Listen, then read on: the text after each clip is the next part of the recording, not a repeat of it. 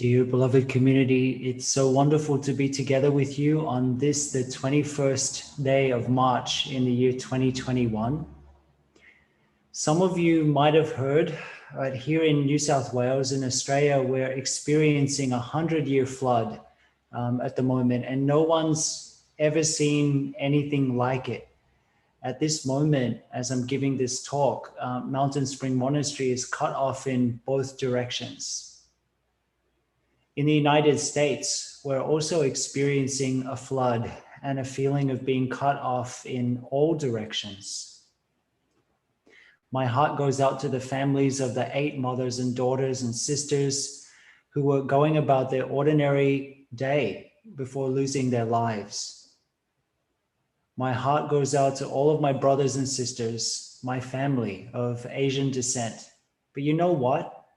Underneath the pain, I'm barely even surprised. This violence and objectification has been going on for a very long time now. Tragedies like this don't happen because someone's having a bad day. They happen when we fail to see, when we fail to acknowledge, and we fail to deal with racism, objectification, and violence on the individual and systemic level. A lot of powerful words and calls to action have and will be issued. A lot of beautiful and meaningful statements. They're very important. Speaking out is important. But what I hope for, and what I hope we're all committed to, especially white people who are in the majority, and most especially white men, is that we'll not only make nice statements, put a frame around our Facebook profile, and then neglect to do the painful and unglamorous and frankly hard and every moment work of dismantling racism and objectification and violence. And this is done through looking at our everyday words, our actions, and our thoughts. Honestly, these days for me, there's a sad predictability about the process. A tragedy repeats. We all make statements. We forget. Over and over again. This is a big flood to cross, family. One big flood that swirls in our hearts and in our minds. Let's do the work this time. Let's not forget and move on, avoiding the real work of which making a statement is only a prelude. Let's not give up. And most of all, let's not give up on each other.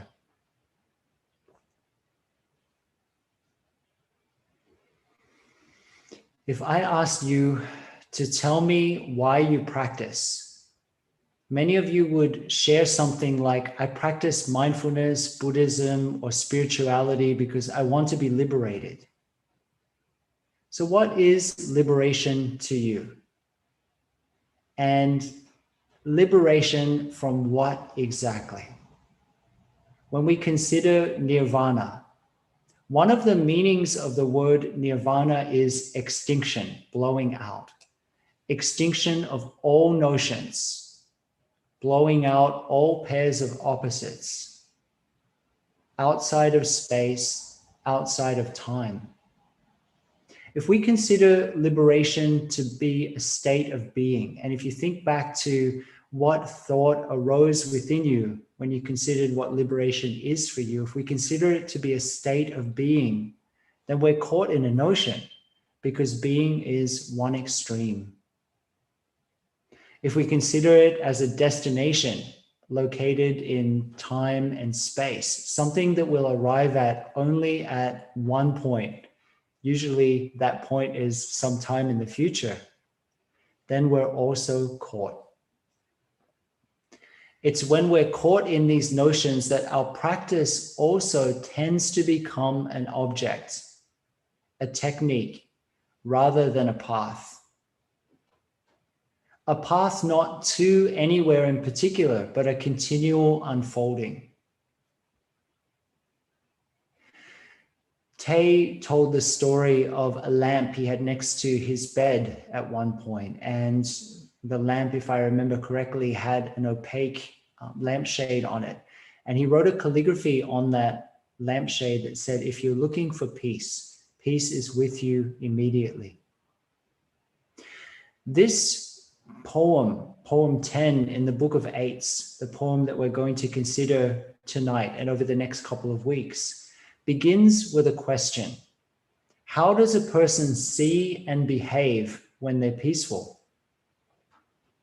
Peaceful here doesn't just mean calm as we usually tend to think of the word peace today, but rather this is peace with a capital P. Peace in the sense of the ultimate sense of being awakened, being liberated, being free. So the Buddha in this poem is responding to this question, which for many of us is one of the core questions of our heart. How does a person see? How does a person behave when they're liberated, when they're awakened? Interestingly, in this poem, the Buddha only responds to the second part of the question that's asked. How a peaceful person, how a person at peace behaves. And he doesn't respond to the question of what a peaceful person or a liberated person sees. This is probably disappointing for some of the more theoretically minded amongst us, but I love this, since it's an important reminder to me that wisdom and insight is always manifested through action. Anyone can spout theories or give eloquent talks. This is not very difficult. But Tay always reminded us that anyone can give talks, but we want to see how a person inhabits each moment. How do they respond in every moment? Also in this poem, we'll notice something else. The Buddha focuses primarily on not on what an awakened person does, but on what a person at peace no longer engages in, no longer does. This is somewhat counterintuitive, and I think it's really good medicine for us, since we have a tendency, as our deeply beloved Discourse on Love, the Metta Sutta, reminds us, to be caught up in doing.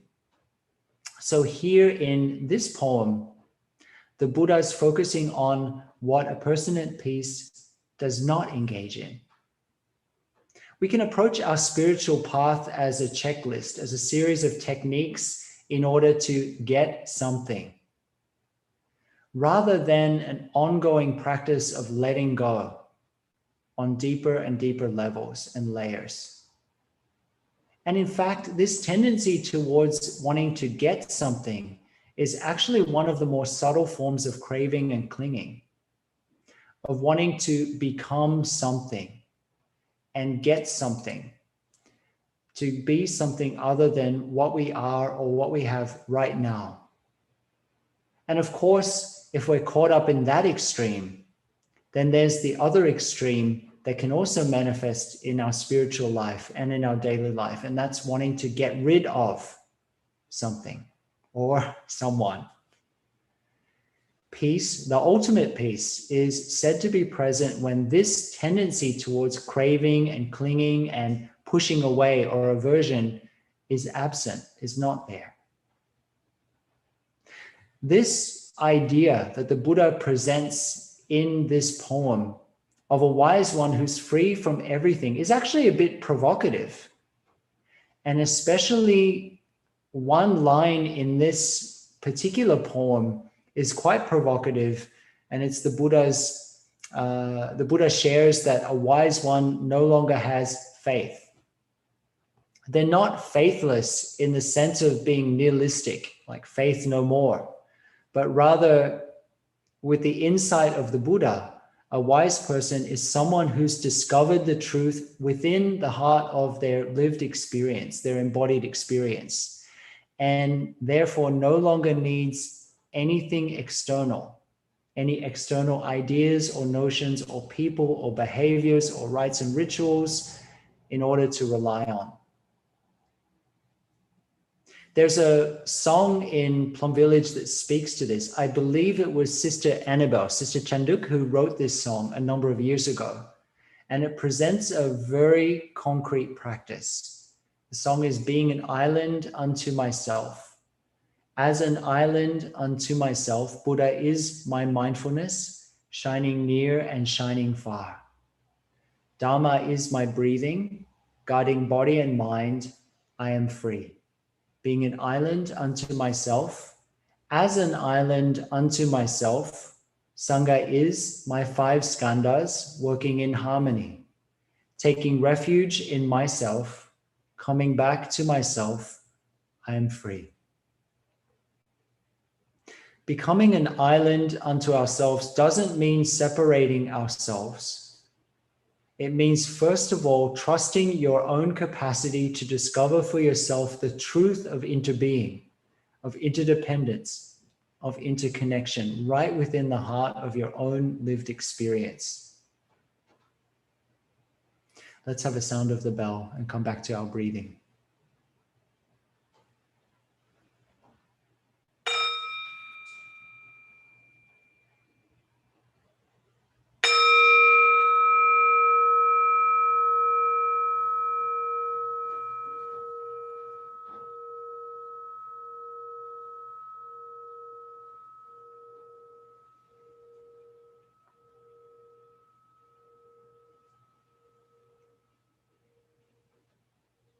There are 2 related texts that I'd like to mention as we explore this practice of being an island. Dipa is the word in Pali which can be translated either as island or lamp, depending on the context. Both are wonderful. So you could translate it as being an island unto yourself or being a lamp unto yourself, which is also really lovely. In the Mahaparinirvana Sutta, the Buddha shares, therefore, Ananda, be a lamp unto yourself, be a refuge unto yourself, and take yourself to no external refuge. Hold fast to the truth as a lamp. Hold fast to the truth as a refuge, and don't look for refuge in anyone beside yourself. And those, Ananda, who either now or after I'm dead practice to be a lamp unto themselves, who take themselves to no external refuge, but holding fast to the truth as their lamp, and holding fast to the truth as their refuge, don't look for refuge in anyone beside themselves. It is they who will reach the higher goal. And then there's a lovely text called the Atthakavagga Sutta in the Samyutta Nikaya. It's number 2243 in the Samyutta Nikaya. And the Buddha says, friends, be your own island, your own refuge with no other refuge. Let the teaching be your island and your refuge with no other refuge. When you live like this, you should examine the cause. From what are my sorrow, grief, pain, sadness, and distress born and produced? And so, friends, from what are sorrow, grief, pain, sadness, and distress born and produced? It's when an untrained, ordinary person has not had a chance to encounter noble ones and is neither skilled nor trained in the teaching of the noble ones. They consider form as themself, self as having form, form in self, or self in form. But in fact, that form of theirs decays and perishes, which gives rise to sorrow, lamentation, pain, sadness, and distress. They regard feeling in the same way as self. They regard perception in the same way as self. They regard mental formations in the same way as self. And they regard consciousness in the same way as self.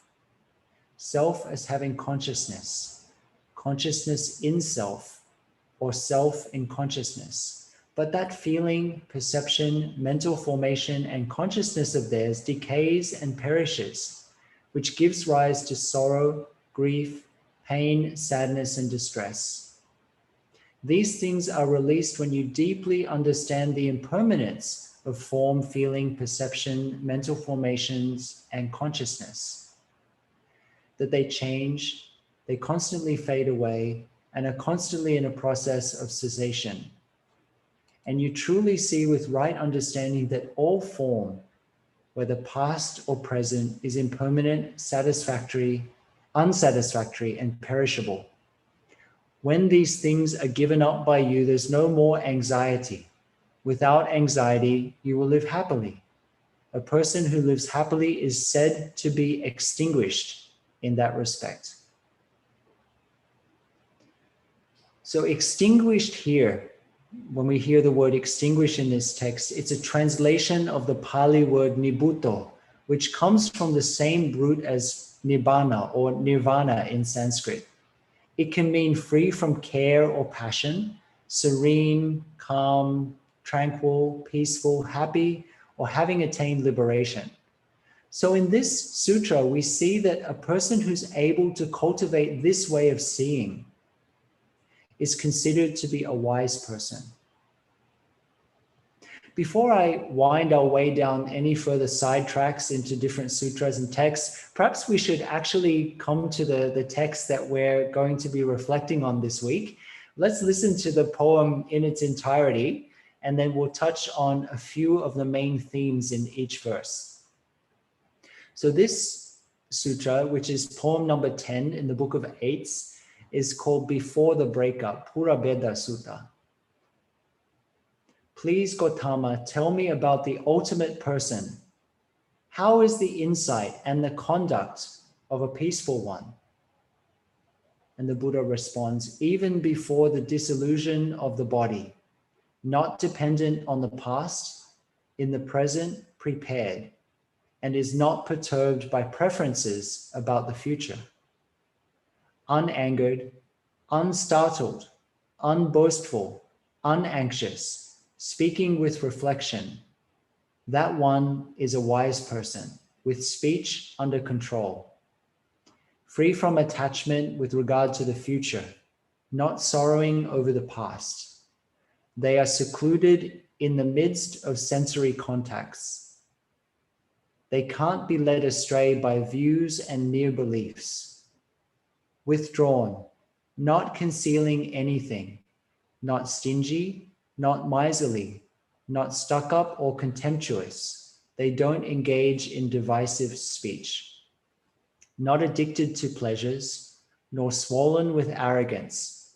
They are gentle, quick-witted, beyond conviction and dispassion. They don't take on the training in hopes of gain and are not upset by getting none. Not hostile and not because of craving, hungering for flavors, always mindful and equanimous. They don't conceive themselves as equal, superior, inferior in the world. No swellings of pride at all in such a person. For those whom, upon knowing the Dharma for themselves, are independent, no longer dependent on anything, there can no longer be found any craving, either for becoming or non-becoming. The ones I call the peaceful are not intent on sensual pleasures, with nothing to tie them down, no entanglements at all. No children, cattle, fields, land. In them, there's nothing at all to be taken up or put down. They have no yearning for the things which run-of-the-mill people, monks and contemplatives, might blame, which is why they are unperturbed with regard to their words.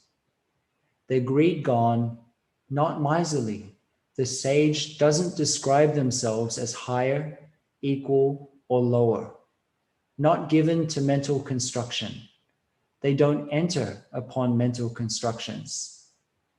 The one who doesn't consider anything in the world as their own and does not grieve over what is not, who doesn't enter into doctrines or phenomena, is truly called a peaceful one. So looking at this poem which has so many layers, verse by verse. Let's see a few of the main themes. So in verse 1, we hear the question, please Gautama, tell me about the ultimate person. How is the insight and conduct of a peaceful one? The Buddha replies, even before the dissolution of the body, not dependent on the past, in the present, prepared, not perturbed by preferences about the future.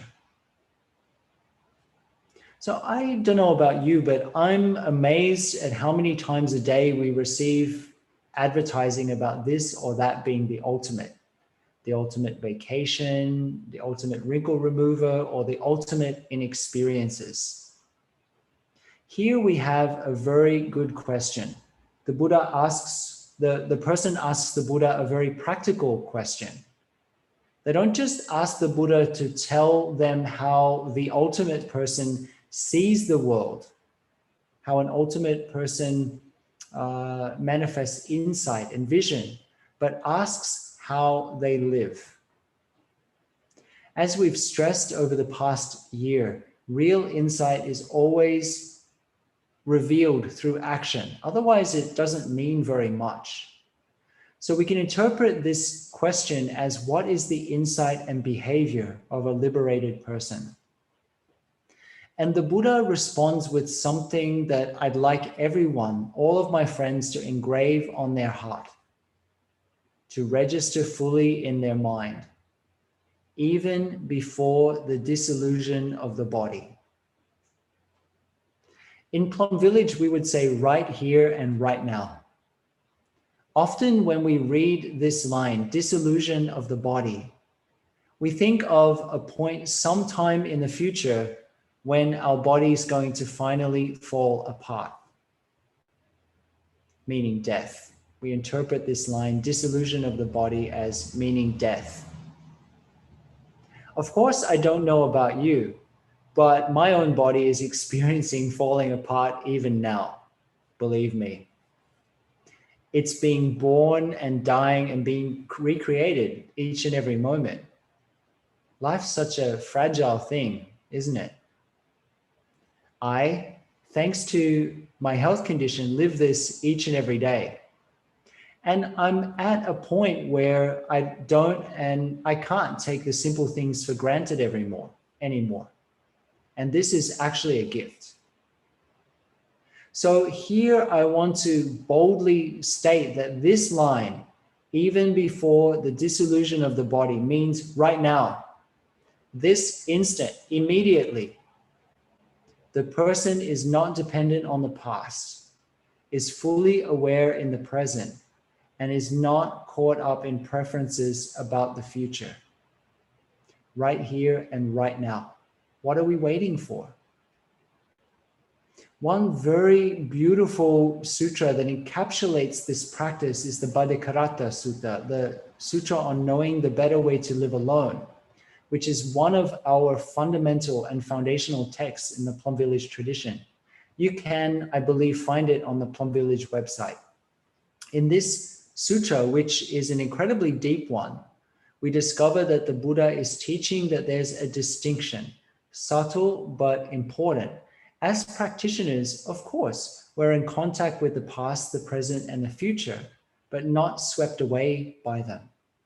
We recognize also which we're in contact with in our body, in our mind, in each and every moment. Are we in contact with the past? Are we in contact with the present and the future? And we're aware of the positions from which we operate in each moment and not carried away by them or think they're the only reality. This is kind of the night where Brother Phappai quotes from a lot of sutras, but there are so many beautiful teachings on this important topic of touching things right here and right now, and also becoming aware of the positions from which we operate. In the Majjhima Nikaya, the middle length sayings, there's a sutra called Tuvachagata on Fire, which is number 72. It's a profound sutra, but there's just a little passage that I want to share with everybody, Vacha asks the Buddha a number of questions. And then in that series of questions, Vacha asks one question: do you have any position at all, Buddha, Gautama? The Buddha responds, a position, Vacha, is something that a realized one has done away with. What a realized one sees is this: such is form, such is the origin of form, such is its disappearance, such is feeling, such is the origination of feeling, and such is its disappearance. Such is perception, mental formations, consciousness, and such are their origination and disappearance. That's why a realized one is freed with the ending, fading away, cessation, giving up, and letting go of all identifying, all worries, and all ego, possessiveness, or the underlying tendency to conceit, I say. Let's have a sound of the bell.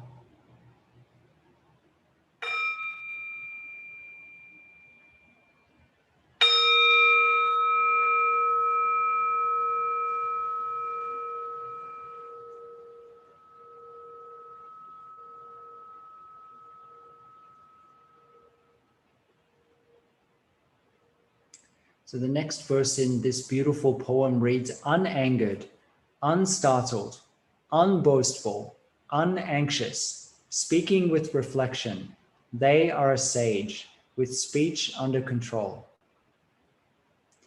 It's interesting here that the Buddha shares in terms of what an awakened one, what a wise person does not engage in. Looking at the list, anger and startled and so on relate to the unwholesome root of ill will or aversion, of closing down of the heart. So here the Buddha is saying a wise one has transformed the root of ill will on all levels. Boastful refers to being puffed up, the root of greed. And speaking with reflection, which in this verse is really the only action that the Buddha says a wise one engages in, relates to having transformed the root of delusion. And the poem continues, free from attachment with regard to the future, not sorrowing over the past, they are secluded right in the midst of sensory contacts. They can't be led astray by views and mere beliefs. So since we've considered the main theme of not pursuing the past and the future in one of the earlier verses, 2 verses ago, I'll just mention a couple of aspects of this verse. The first is that we hear that a wise one is free from attachment in the present, the past, and the future. Another way to translate this is to share that a wise one is free from clinging on tightly to past, present, and future. But being free of clinging or free of attachment is quite different from avoidance. And avoidance can be very subtle. Avoidance would, of course, be a manifestation of the root of ill will towards ourselves, towards others, or the world around. The aim of our practice is not for us to avoid life or to compartmentalize our lives, but rather to enter our life fully and deeply with clear vision, and by touching our life deeply just as it is, to let insight blossom from our own experience. In the beginning, if we notice that we're constantly being swept away, constantly becoming forgetful or losing our center, then it's important to consciously choose a beneficial environment and beneficial contacts, good friends on the path. But hopefully over time, a firm foundation of mindfulness will be established, and then it's possible to, as the Buddha shares here, to be secluded right in the midst of sensory contacts. Notice secluded in the midst of. There's an understanding that seclusion doesn't mean avoidance. It means recognizing and choosing. It also means to recognize the interpretations or the selfing that we create usually, with sensory contact. By cultivating avoidance, our lives, particularly our practice lives, can end up becoming quite small, quite narrow, and quite reactive, can't they? And then we see the line, not led astray by views and mere beliefs. And as we've shared previously, all views and positions will, by their very nature, be only partial. A belief here is a view that's not an embodied experience, that's somebody else's experience that we've just taken on, a piece of information rather than embodied knowledge that we've taken on.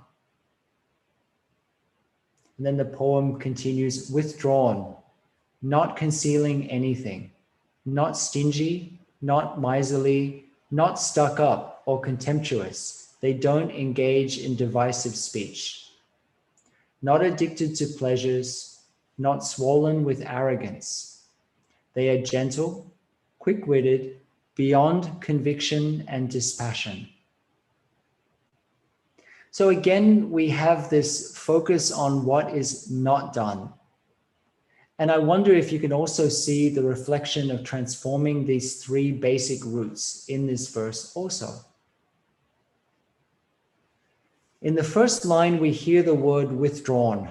This means deeply centered within ourselves and not thrown this way and that way by sensory input. Not concealing anything.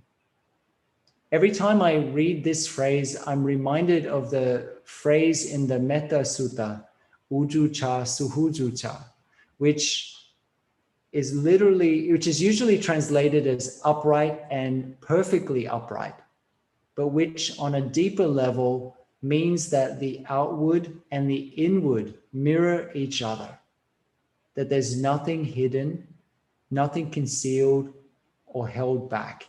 And this is the sense in this line, not concealing anything, either outwardly or inwardly, that both aspects, our outer behavior and our inner mindset, reflect each other. The last phrase in this verse, which we're translating here as beyond conviction and dispassion, is actually a bit of a pun in the Pali language. I think I mentioned at the beginning of this series of talks on the Book of Eights, these ancient teachings of the Buddha, that there were a number of strong word plays and puns and jokes that would have been quite radical at the time of the Buddha. So one other translation of this phrase is the wise one is a person of no conviction and does not put away passion. So a wise one is a completely open book. We can't use any concepts to describe them. Why don't they put away or push away passion?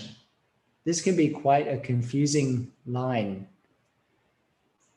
As always, there's a couple of explanations perhaps, but the one that most resonates with me is that just like in the Sanskrit mantra at the end of the Heart Sutra, Gate, Gate, Paragate, Parasamgate, Bodhisvaha, which means gone, gone, gone beyond, gone absolutely beyond.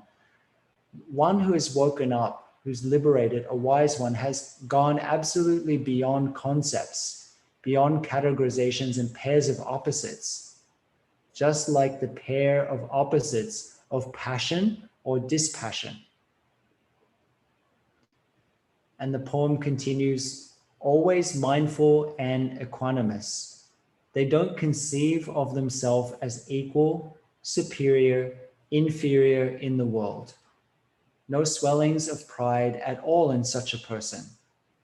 For those whom, upon knowing the Dharma for themselves, are independent, no longer dependent on anything, there can no longer be found any craving either for becoming or non-becoming. Always mindful and equanimous. In the Plum Village tradition, one quality that we deeply value is a quality that is termed in Vietnamese Mien Mak, or continuous in English. We see with this mindset of Mien Mak or continuous, We don't see a separation between formal practice and everyday life. Each moment is a precious moment to wake up. As is said often in Plum Village, we're not so interested in how many hours a person sits on the cushion, but we're very interested in how we sit down right in the heart of our life in each and every moment. And then the next phrase, they don't conceive themselves. Here again, we have the beautiful and important invitation to recognize the constant selfing that we do. I've personally found this to be a very helpful practice, to consider in each moment how I'm conceiving myself, what self I'm creating, either of this being that I call myself, or of another person, or a particular situation. And then no swellings of pride. I love this phrase, swellings of pride. Those moments which are very common, in which we fill ourselves up with a lot of hot air usually, and we blow it all around and we blow it towards others. Knowing the Dharma for themselves, they're independent. So this is the aim of the practice, for each of us to realize the Dharma for ourselves.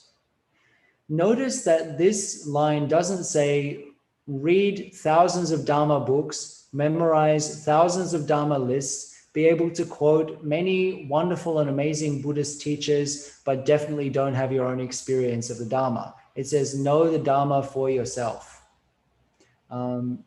This means experience the reality, the truth of the Dharma for yourself. Those people are independent. Just memorizing lists of things, memorizing the Four Noble Truths, the Noble Eightfold Path, the 37 Wings of Awakening, and so on, that's not necessarily going to bring about any transformation in our life. What is going to bring about transformation in our life is applying some of these teachings. And even something as simple as applying one basic practice, one basic teaching, can be enough to transform our whole life, because the Dharma has a quality of leading onward. One thing will encapsulate all things, will lead into all things. So something as seemingly simple as following our breath.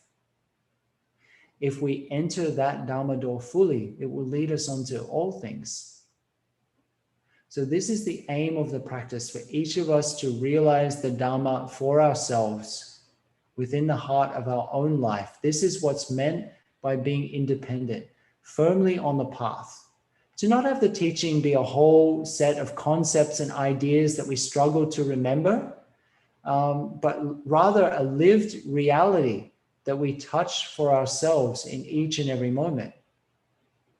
A good teacher, a real teacher, is always going to point you back to that clear place of insight within yourself. This is what the practice is all about.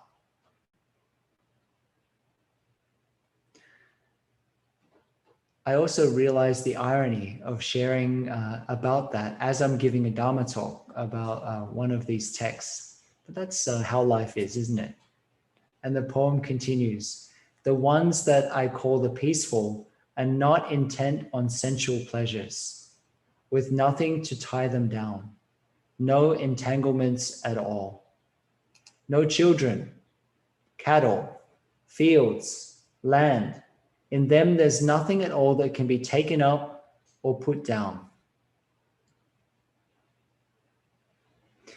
This morning here at Mountain Spring, a few local friends, 5 friends, braved the flooding and the torrential rains. And there are landslides on one side of Mountain Spring, just up the road, and down the bottom of the mountain. The road is impassable down the mountain, but at the bottom of the mountain, it's all bridges and things are absolutely cut off. At the moment, it's quite difficult to, and actually impossible to leave this mountain. So these friends, it really touched my heart. In the middle of this catastrophic weather, they braved all of that weather to come here to Mountain Spring for meditation, our morning meditation class. We had canceled the public day of mindfulness since it would be impossible for people to come up the mountain, but the local friends, the locals in the area still wanted to come and practice meditation. So when they came, I offered them a cup of warm jujube, Korean red date tea. We sat and we enjoyed the fragrance and the warmth and the deliciousness of that tea for about 15 minutes as we listened to the sound of the rain. I've shared the story previously of a student who came to one of the great Zen masters of all time and asked that teacher what the essence of Buddhist practice is. The teacher picked up the cup with all of their attention, held the cup, and then put it down.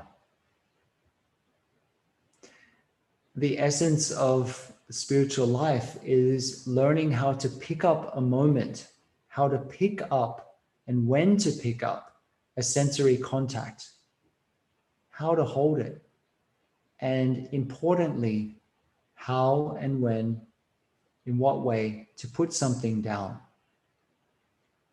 So let's be honest, our skill set usually lies more on the side of desperately picking up the cup of each moment, of each sense impression, and placing it in a vice like a death grip. And we define ourselves by it. We also know that often the thing that we grip onto most of all are our positions, our ideas, our concepts. If we do eventually put them down, it's usually in the sense of throwing them away with aversion, rather than placing them down with kindness and gentleness. Often in monastic life, we teach through the physical. It's the easiest to focus on. In the formative years of monastic life, we're taught and trained in the fine manners, which when some people read them, they can think, oh, they're superficial. They're just focusing on how you lift an arm, how you sit down, and so on. How we open a door, how we walk slowly, how we eat, etc., etc. Some monastics, or especially novices, complain, not realizing that each physical thing we learn has deep and important resonances internally. In one thing, we can see many things. Here in this verse, in the final line, we see that a liberated person has a more advanced practice of not picking up or putting down anything than just focusing on the physical. This, in a pithy line, is the summary of all the practices that were mentioned before. Another way to translate this line, which offers another layer of meaning, is to translate it as, in them, there is no self, nor nothing that is opposed to the self.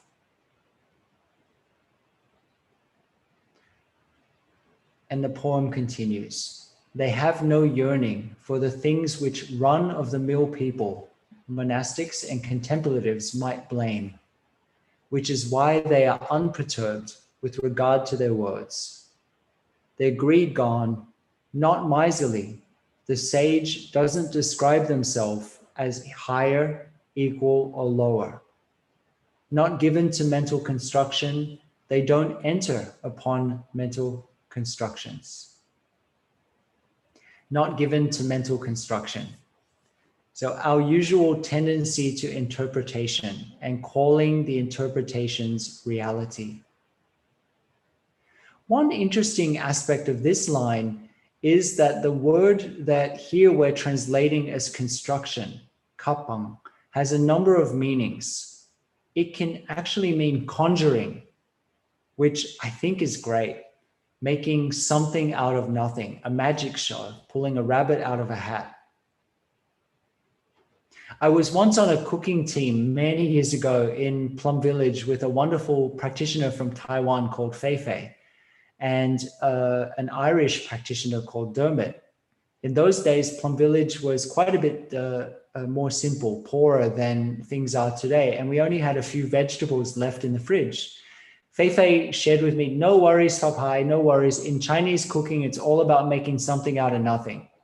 And Dermot shared, well, in Irish cooking, it's all about making nothing out of something.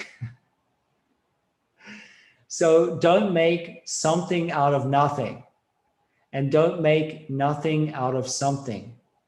Leave each thing alone. Another meaning of kapang can mean the cycles of time. In Sanskrit, the word kapang is kalpa, immense periods of time in which world systems and universes are created and destroyed. So another way to look at this line could be to say that they are beyond space and beyond time. Isn't this a deep poem? So many layers. The poem continues, the one who doesn't consider anything in the world as their own, and who doesn't grieve over what is not, who doesn't enter into doctrines or phenomena, that person is truly called a peaceful one.